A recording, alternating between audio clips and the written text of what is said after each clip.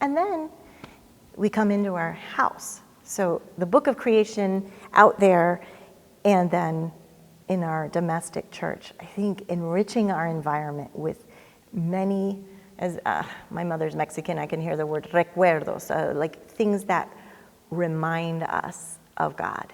You know, sacramentals is what they've often been called. Yes. You know, having a holy water font by the front door, or some people put the blessing over their front door with the year, right? And Epiphany the Epiphany blessing. Yes. Having a Bible that maybe you kiss when you walk in. Having a crucifix in every bedroom or in every room, so that at any time when you wake, when you sleep, when you're eating, in every room there would be things that are enriching your environment with a sense of the transcendent.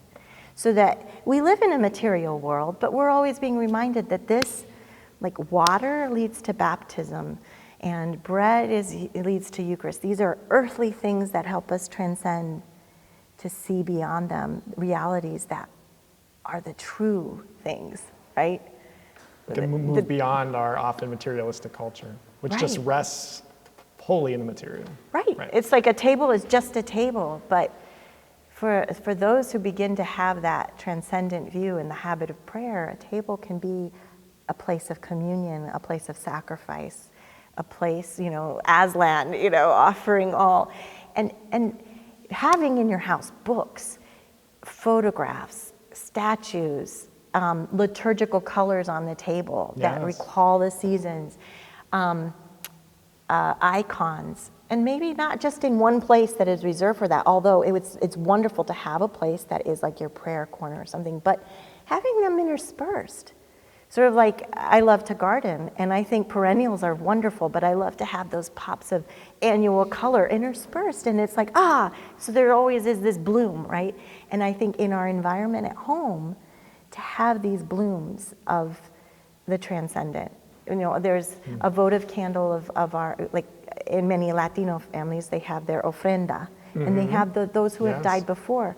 But it's not just my relatives, my aunt and uncle, grandfather, but the saints, our other brothers and sisters, right? And Blessed Mother in her many different faces, right? It's wonderful to have around. So important. An enriched environment, and in one that also is hospitable to the needs of different ages. So for the littlest ones, having things that are at their level on the wall or in a shelf that they can go and handle, that, yes, touch it, because they want to touch.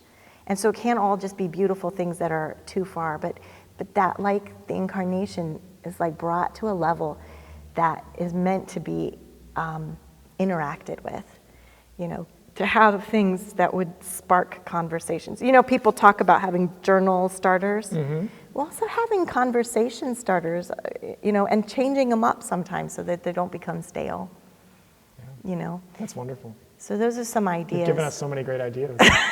Probably too many, too varied. But I guess what I think is so important is that what's beautiful about a domestic church, just like when we go to different churches, they reflect the character of the people who built them. Sure. Our homes That's important. Need to reflect our own cultures, right? So in my home, you're going to see things that are Mexican, and you're going to see things that have kind of like a Germanic feel.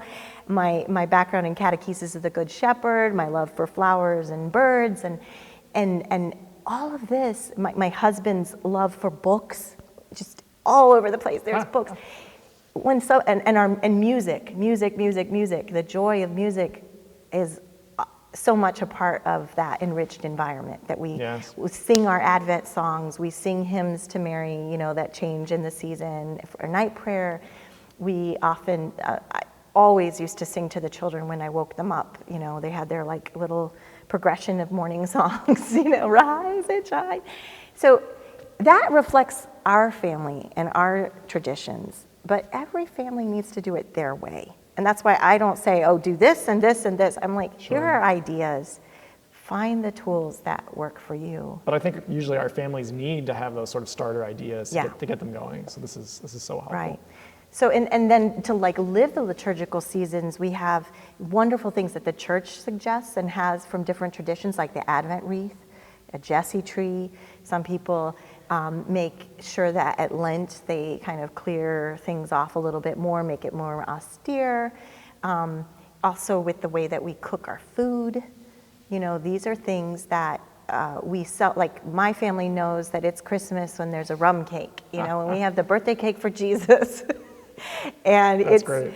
It's Easter when I make this certain kind of chocolate, because some people give up chocolate for Lent, and it's like chocolate is all over Easter things. I mean, people used to give up eggs, so now they would eat all the eggs at Easter, right? Flowers that are indicative of the season too, lilies for Easter, Noche Buena, or what are those called in English? The red poinsettias. Poinsettias, Yeah. yes, of course. For Christmas. And that's so important. Like I think we, I'm sure we can all think of memories of our own childhood, where again we remember what mom and dad would make for these feasts, right? Those stick in you more than a sermon. Exactly. Often, and they set an environment. I almost think of it as like a rich humused soil that the seed of God comes into so easily, because there's just so much joy and love, and there's such a richness there. It's not like you must believe in God. Sometimes I think the austerity of a religion that comes from a fear is not received as well, and it doesn't grow as bountifully as one that is received in an environment of love, and it's looked for. Because then when they go out into the world, I've often thought, like, if you create an environment of hospitality, that if you have a household like this, it can't just stay within those four walls. It goes out. But then your children go out and I've already found this with some of mine, they go off to college and they're with people that didn't come from that kind of background. No, of course, right. And are a little cold and maybe self-centered, and they're kind of like, what the heck? Like, you didn't even think to ask me how my day was. And it's like, yeah, not everybody does that. So maybe that's like a little seed to hearken back, like the son who left the father. Yes. Like, the servants at my father's house had it so much better. And those nuns, that go through their phase of leaving the church, or as they go out, it's not popular, will wonder, what was it that made that home so happy? It was the Lord. He was the center, and he is the font from which all the abundance comes, right? The source and the summit is the Lord.